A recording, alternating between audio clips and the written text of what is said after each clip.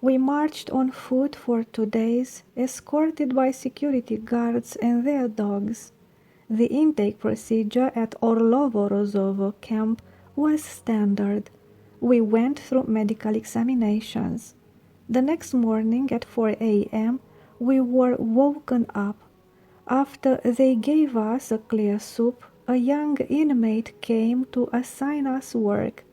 They called us by our last names, then told me that I was assigned to the mowing brigade to cut grass for the cattle. I went outside and found a mixed brigade of women and men, 24 people in total, along with the brigade leader. We would set out for the field at 5 a.m., accompanied by 3 security guards. The field was 8 kilometers away from the camp, located between some forests. Before starting work, the security guards gave us instructions. No one was allowed to leave the work field, not even a step, or they would be shot. If someone needed to relieve themselves, they had to tell one of the guards, and there had to be several people at once, as they couldn't go separately. When 4 or 5 people gathered, then they could go. The most dreadful and degrading situation was when the guard stood next to you, just a few steps away. Upon reaching the field, each of us was given a scythe, and the land was divided among the 24 people. The mowing quota was 3/4 of a hectare per person per day. Most of the group were men of different ages, and among the women, I was the only one who had gone to school. I had never mowed in my life, yet I struggled to do it. The women, who were peasants and handled the scythe very well, taught me. We worked without a break from 7 in the morning until 12. At 12 o'clock they brought our meal. It was a clear soup with a couple of potatoes and 2 spoonfuls of peas. At noon we were given a 1-hour break. Then, on command, we resumed mowing.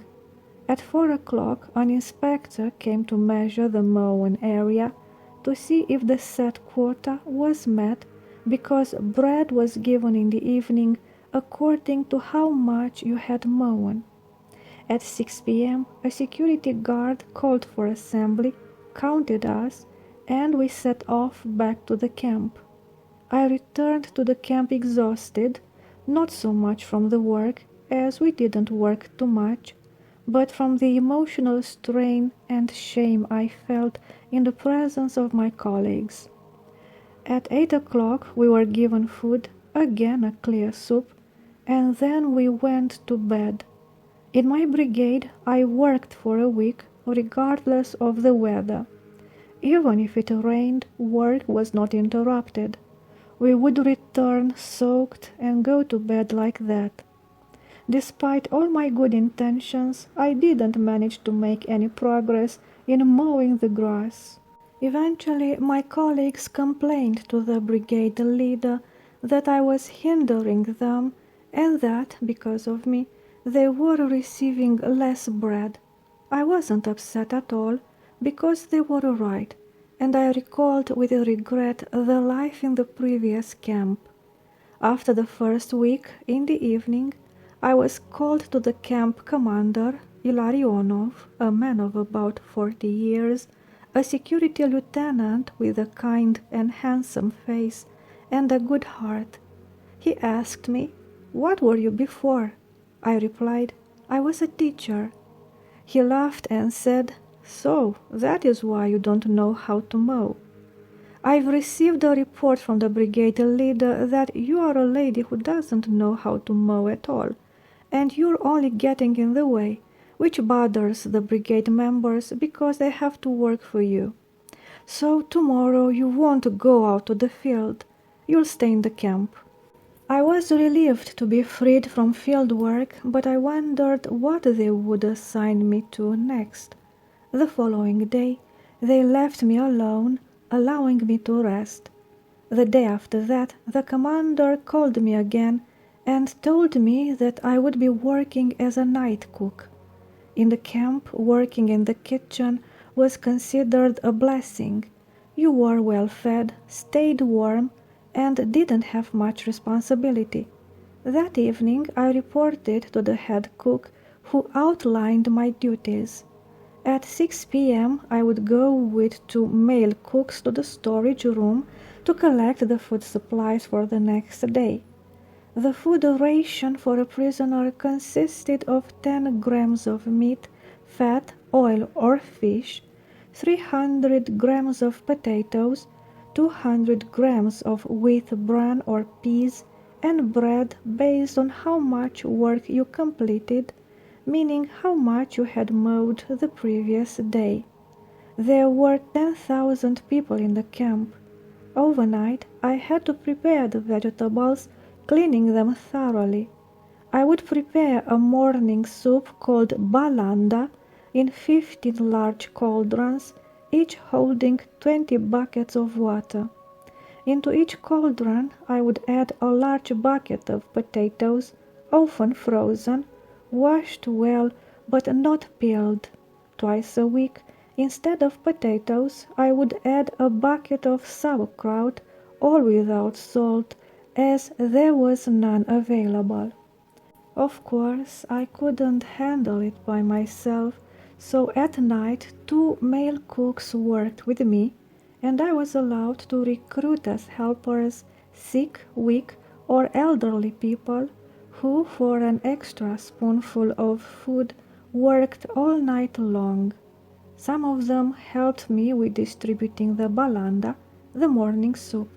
At 4 a.m. I began serving the soup, handing out 2 ladles to each person, and this continued until 6 a.m., when the day cooks arrived, and I would hand over the duties and go to rest. Compared to mowing and other field work, this situation was a blessing for me. In the morning, around 5 a.m., 2 security guards would arrive who had been on duty the night before. They expected to be served a piece of roast, a schnitzel, or whatever they had ordered the previous evening. This was taken from the meager rations of the unfortunate prisoners who worked so hard. In the camp, nothing was paid. Only food was given in exchange for work. One evening, a very frightened guard came to me and said, "Tonight a dangerous criminal might come to you, someone they brought from prison yesterday. Give him whatever he asks for, because if you refuse, he'll off you. We won't be around all night because we're afraid of him." I was frightened but also amazed by the weakness of the guards. While I worked, I would occasionally go to the cook's room, kneel down, and pray to the Mother of God for help. The night passed without any incidents. At 4 a.m., the guards showed up, barely opening the door, and asked, "Was he here?" I laughed and told them no. They then said, "Give us our food." I adjusted to this new position as well. Their winter lasted from October to May, with temperatures reaching -30 to 40 degrees Celsius. Spring began in May. I worked there for a year and was very content. At the end of April, I was summoned by the camp commander. When I arrived, he invited me to have a seat and then said, "According to camp regulations, political prisoners are allowed to be released from the convoy and move freely outside the camp up to a distance of 7 kilometers, only after 6 years. However, since I have seen your diligence, I am giving you a permit for free movement, even though you have only been arrested for 4 years. I am appointing you as a field supervisor. You will be responsible for 1,600 hectares. The camp owned 6,000 hectares, and this land was divided among 3 supervisors, of which 2 were Russian men and I was the third. When I heard this, I was stunned. It was something I was unfamiliar with, which involved great responsibility. These 1,600 hectares were not in one place, but scattered across 5-6 locations, requiring a lot of running around. It was true that I was young, only 40 years old, but in that place all you could do was to carry out your assignment. The commander saw my distress and said, "Don't worry, you'll have the accountant and the agronomist to help you, and I will also offer you advice." I bowed my head and left. The next day I was relieved from the kitchen duties and allowed to rest. At that time 200 nuns from the monastery of St. John of Kronstadt were brought from prison to the camp. They had been sentenced to 15 years for religious propaganda. When I saw them, I was very glad, not of their misfortune, but because I felt I would receive significant moral and spiritual support from them. Indeed, the camp housed many distinguished Russians, including nobles, counts, and well-educated, intelligent women. I often had conversations with them. It was a pleasure, a great joy, and a spiritual comfort. They were older than me, strong in their faith, and they encouraged me. One particularly radiant person was Countess Olsufieva, and another was Countess Lomova, both elderly women of 70 years, sentenced for religious propaganda. Their alleged crime was secretly attending church. The nuns who arrived were sorted by age.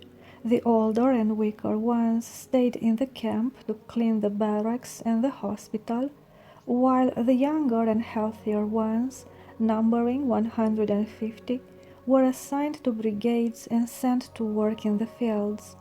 They obeyed without complaint, worked very diligently, often surpassing the men in their quotas. On their way from the camp to the fields, they sang prayers so beautifully that even the security guards did not interfere with them. As a field supervisor, I would set out an hour before the brigade to measure their daily quotas. During meal times, I made it a point to be with the nuns, as they spent their break in prayer and spiritual singing. Together with them, I recited the Akathist hymns to the Mother of God, the Savior, and Saint Nicholas, and I memorized them from the nuns, as they knew them by heart. Often in the evenings, there would be long services with priests, attended by prisoners from other camps. These services were more heartfelt than those in churches, with all attendees weeping openly. Some of the guards complained to the commander about these religious gatherings, but he would reply, "Leave them alone. It's all they have." When I had a bit of spare time, I spent it with them in singing and prayer. The camp commander told me that he would often hide in the bushes to listen to their singing. They were sentenced to 15 years, but they would say, "We won't serve all that time, as St. John of Kronstadt is praying for us." And indeed, they only served 5 years. As a field supervisor, my duty was to be on the field by 6 a.m. to measure the daily quota for each brigade, determining how much work they needed to complete each day. Each evening at 4 o'clock I had to measure the amount of field work completed by all the brigades, so I could report to the agronomist and the accountant at the evening meeting. Based on my report, they would decide how much bread each worker received. Since the fields were spread out across different locations, I had to run between 4 different areas. Often, as the brigades headed back to the camp, I would be delayed by 2-3 hours, returning alone in the dark after covering 8 kilometers. Once back at the camp, I would wash, eat, and then go to the accounting office. I was so exhausted that I could barely move. The meeting, chaired by the camp commander, would start at 8 p.m., during which I would report on the day's work and receive instructions for the following day. There were also adjustments made by the brigade supervisors because the quotas, which were high, were not being met due to the weakness of the workers. The meeting would last every evening until 11 p.m., sometimes even until midnight. This was a daily occurrence, except on Sundays and holidays, with exceptions for 2 days in November, the 7th and 8th, and 1 day on January 1st. It was a constant cycle of work and rushing to meet quotas with no compensation.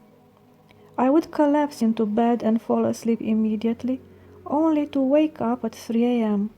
My new position provided me with the opportunity to always be well fed and able to share food with others. While working in the fields where potatoes, peas, and carrots were grown, I was free and acted as a sort of a supervisor, so I wasn't checked when entering the camp. With a few secret pockets, I was able to bring these provisions to the nuns remaining in the camp, helping to alleviate their hunger. My friends, Countesses Olsufieva and Lomova, were not forgotten by me. This deed brought me great joy. At that time in Siberia, combined harvesters had not yet arrived. Because the summer was short, planting was done only in May, and harvesting took place in August. The wheat grew abundantly there. The harvest was very good, as the soil, being newly cleared between the forests, was highly fertile. Wheat was harvested with scythes and horse-drawn reapers. The sheaves were gathered into stacks and left in the fields so that the prisoners could thresh them during the winter cold. By October, temperatures dropped to -30°C, but people still had to harvest potatoes. With 600 hectares of land, they couldn't finish the harvest while it was still warm. From October until November 7th, the potato harvest was completed, and then the threshing began, which continued throughout the winter. So many tears were shed during these winter tasks. Even in temperatures of -40°C, brigades were sent out to thresh in the fields. They wore very inadequate clothing, jackets and torn pants brought from the front from dead soldiers. The clothes were tattered and stained with blood. We worked from 8 a.m. to 4 p.m., and indeed more brigades were put to work than necessary, changing often. While some worked, others would warm up by the fire, and they would keep rotating.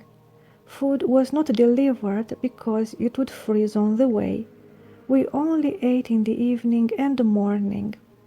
As the person in charge, I had to be the first to arrive and the last to leave. The wheat grains were immediately transported to the camp by brigades using ox-drawn carts, as there were no machines or trucks available in the camps at that time. The transport brigades wore masks over their faces, and each morning we had to coat our faces with Vaseline. Otherwise, the -50°C temperatures would cause our skin to crack, and healing was very slow. One day they failed to transport all the threshed wheat, leaving a large pile behind. The agronomist told me, "You can't leave until all the wheat is loaded." Everyone had returned to the camp, and I was left alone in the middle of the Siberian field, surrounded by forests. At first, I was seized by terror and fear, dreading that wolves might come and attack me. It was night. I looked up at the sky, crying and praying to God and the Mother of God to be with me. The brigades had left at 4, and those with the oxen had departed at 6, but I couldn't tell what time it was. The cold was intensifying, and I was freezing. I wrapped myself in straw to stay warm. At one point I heard the sound of horses' hoofs and froze. Nearby were Siberian villages known for stealing grain, and that was why I had to stay and guard it. But if a few men came to steal, could I resist them? I decided to stay quiet and try not to be noticed. As I was pondering this, the horse stopped near the pile of grain. I heard a familiar voice calling my name. I was relieved and shouted back loudly, "I'm here," the voice said. "Good job staying on duty." It was the commander. "I realized you were a woman alone in the field, so I came to encourage you. The brigade and the accountant are on their way to help with the grain." Indeed, the brigade arrived, we loaded the grain, and then walked back to the camp with the accountant, as riding in the cart would have made me freeze entirely. The ox-drawn cart moved slowly. Inside the barracks, however, it was always warm and clean. We slept on wooden planks, using our jackets as pillows and our pants as mattresses. We reached the camp at 1 in the morning. I wasn't hungry. I went to bed, and at 5 a.m. we had to get up. Such was the routine in winter, while in summer it was at 3 a.m. The same story repeated every day. Until 1947, prisoners had no right to correspondence. The first news I received was from a teacher in our group who had been with my husband until his death. He informed me that my husband had died of hunger on May 27, 1943. Being frail and with internal injuries from the beatings during interrogations, he was sent with others to cut down thick trees in the forest. He was unable to work and was placed in a barrack for those who refused to work, where only 300 grams of bread and water were provided daily, and he died of starvation. However, when I requested his death certificate, it stated that he had died of tuberculosis in Tavda, Siberia. Under different circumstances, the news of his death would have been a heavy blow for me, but given my own situation, death had become an ideal. I thought he was fortunate to have escaped all the suffering. I had no news about our child, parents, or siblings. In my state of captivity, I envied him for being free from all these, and realized he died as a martyr, so I decided that I would never remarry. By God's grace, I was able to keep that promise. About 2 weeks after receiving the sad news, as I was returning from the fields, exhausted from fatigue and cold, Countess Lomova handed me a postcard that brought me great joy. In the city of Pyatigorsk, the capital of the Caucasus, lived my mother's sister, who had been widowed after her husband, a priest, died of tuberculosis.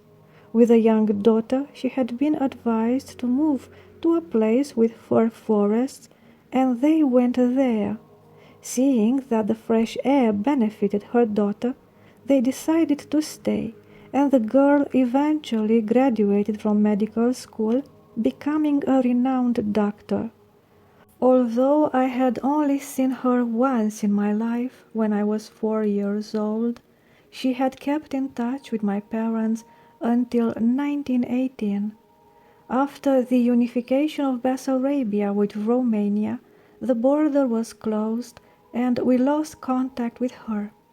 After Bessarabia was annexed by the Russians in 1940, the border opened over the Dniester, and my aunt began searching for her relatives. She discovered that I was arrested, but had no information about my whereabouts or circumstances. Her daughter, who was a doctor, was invited to the home of a security commander to assist at the birth of his child. After the event was successfully concluded, the commander wanted to show his gratitude. The doctor asked him to find out about me and report back. He requested my full name and date of birth, and 2 weeks later he informed her that I was in the Orlovo Rozovo camp. The postcard I received was from my aunt, who asked me to write back with my most urgent needs. I promptly replied requesting bedding. 2 weeks later I received 2 packages. One contained a pillow, a blanket, a mattress cover, which I filled with straw, 2 expensive dresses, and bed and body linens. The second package was filled with food and treats, which I shared with all my friends. From that point on, my life improved significantly. My aunt had informed my parents of the camp's address, and I began receiving 2 letters per month from them, along with a package and 50 rubles. The money was not given to me directly, but deposited into my account at the savings bank. The packages were meticulously checked to ensure they didn't contain anything forbidden, such as knives, needles, or even perfume. Despite the thorough inspection, when those in charge of checking took some for themselves, receiving these packages was a great joy. Through correspondence with my parents, I learned that they were living at the parish where my father had been a priest. He chose to stay with his parishioners instead of fleeing. 2 of my sisters and a brother had taken refuge in Romania. Seeing that my son was left alone, the authorities sent him to Romania to stay with my brother, and he was now a student at the university in Galați. This news greatly uplifted me and gave me a renewed zest for life. My goal became to complete my sentence and return to my parents, who had endured so much for me, and were now relieved to know I was alive and could still be of help. The next 2 years were very challenging for me as a supervisor, running across fields and sometimes covering up to 30 kilometers a day. But what could I do? As the Romanian saying goes, bear it, my heart, and be silent. In the fall, when the main field work was completed, around the beginning of November, the camp commander called me in for a meeting. He invited me to sit down and said, "I am very pleased with your performance in your current position, but I must also show some humanity. I see that you are very tired, so I want to transfer you to an easier job at the Maslo Zavod, which is the butter factory where milk is received, cream is separated, and butter is made. You will be in a warm environment, you'll eat as much as you want, and you'll have a chance to rest." I thanked him for his kindness, and the very next day I started at the new job, still without pay. Compared to working in the fields, it was like heaven. But soon I realized that in the camp it is never truly easy or pleasant anywhere. I was greeted by a Russian, the director of the facility, who welcomed me warmly and was even pleased, as he had no help and had been working alone for a few days. What did the new job entail? I had to wake up at 5 a.m. in the morning, as they brought in about 2,000 liters of milk from the farm. Since the cows were suffering from an infectious disease, the milk had to be pasteurized. There was a large vat with hot water at 80 degrees Celsius. I placed the cans there and kept them for half an hour, then processed all the milk through a separator to extract the cream. The remaining milk was given to cows and pigs, but not to people. After that, I had to wash the utensils. There were 70 cans and other containers, and then the floor, made of unpainted wooden planks, which had to be the color of egg yolk, needed to be scrubbed with wire. Then I continued with cleaning the tables in the same manner. After that, I would go out with the director and cut a cartload of wood with a saw. Then he would split it, and I would carry it by hand. This was a daily routine, as pasteurizing the milk consumed a lot of firewood. At 2 p.m. another 500-600 liters of milk would arrive, and I would process it the same way, followed by washing the utensils and cleaning up. At 7 p.m. another 1,000 liters of milk would come in, and by the time all the work was finished, it would be midnight. At 3 a.m. I would wake up and light the fire under the boilers, so that by 5 a.m. the water would be hot.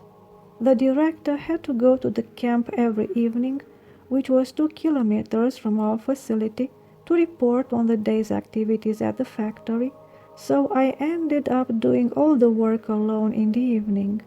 True, the place was warm and in exemplary cleanliness, but I was so exhausted that I couldn't eat anything. The camp commander visited us every day and was pleased with the state of the factory, but once he asked me, "What's going on with you? I see that instead of getting stronger, you are getting weaker." I then told him that there was a lot of work and that the two of us couldn't manage it. 3 days later, he sent us a young, pretty Russian girl as help. At first, things went very well with the 3 of us. I no longer had to cut wood or scrub the floors. But this happiness was short-lived, lasting about a month. The director fell in love with the girl, and all the work fell back on me. I was even more exhausted. The commander was sure that I was now relieved, and every time he came he would ask, "Isn't it easier now?" I never had the habit of complaining about someone to higher authorities. I remained silent and worked beyond my strength.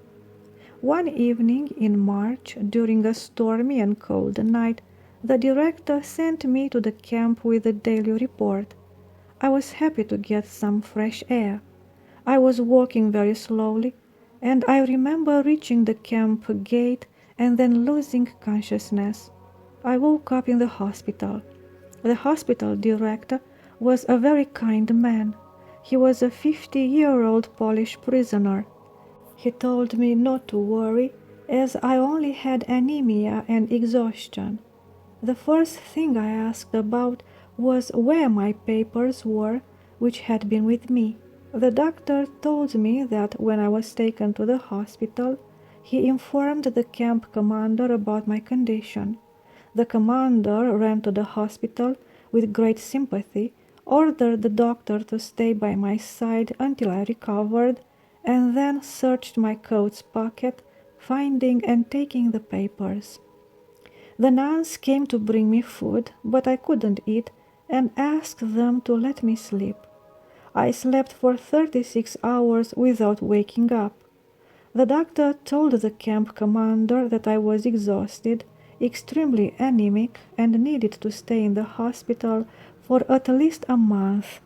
That was my salvation. At the hospital, I was cared for by the doctor and the nuns like a child. I slept more than I ate.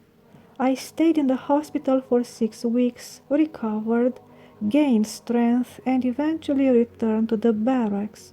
The commander understood the cause of my anemia, especially since the girl had become pregnant. He removed the director from his position and imposed a severe punishment on him. 10-20 days in solitary confinement with only 300 grams of bread and a glass of water, and sleeping on a mat on the cement floor. The girl was also removed and sent to give birth in another camp. God rewarded them for me. I had only 2 years left until my release. I wondered what task the commander would assign me next. He let me stay in the barracks for another 2 weeks and then called me in. He greeted me warmly, but then scolded me for being so foolish as not to report the filth, as he put it, that had happened at the factory. I apologized and told him that I didn't have the habit of informing on others. Then he said, "I let you rest and recover so that I can assign you a major responsibility now. Tomorrow you will receive the food supplies." I began to cry and begged him not to put me there, knowing that the previous 2 Russians who had held that position had both ended up with new 5-year sentences for theft. I said to him, "I have only 2 years left. Why do you want to send me to another prison?" He replied, "The 2 men received prison sentences because they stole, but I trust you completely. You are a Romanian and a Christian, and I am sure you won't steal. With that, we're done." Desperate, I ran to my nuns and, crying, told them about the misfortune that befell me. But they calmed me down and inquired, "Did you ask for this?" I told them that I had never thought of such a thing and that I was afraid to take on this responsibility. The eldest nun then said, "This is God's will, and you must submit to it. We will help you with our prayers." I felt somewhat reassured. The next day I hoped that perhaps my tears would make the commander relent and change his decision. But my hope was in vain. At 10 o'clock they came for me, and in front of a commission consisting of the commander's assistant, a security sub-lieutenant, the accountant, a prisoner, the party representative, and my predecessor, a strong, robust Russian man, I was handed over the storage, which was missing many products. The handover took 3 days, and the storage was valued at 2 million rubles. A report was drawn up and signed by the commander, the commission, and the unfortunate former person in charge, who was immediately taken to prison. After I signed, the commander handed me the keys and said, "Be a good steward here. Choose 2 women to help you," since up until then only men had worked there. Once everyone had left the storage, I fell to my knees and with bitter tears cried out, "Holy Mother, be with me." And indeed, the Holy Mother did not abandon me. But there was no time to lose. I went to the camp and chose a bookkeeper, an intellectual and modest Estonian woman, and another older Russian woman who was very diligent. Having been in the camp for 3 years, I got to know many people. In fact, the camp rules didn't allow prisoners to stay in the same camp for long, to prevent them from befriending the security guards and escaping or causing other trouble. However, the movement of prisoners, sending hundreds from one camp to another, or bringing in new ones from prison and other camps, was entirely at the commander's discretion. Honest, diligent workers were kept by his side for many years. With those 2 women I organized the storage, cleaned it, and began our work.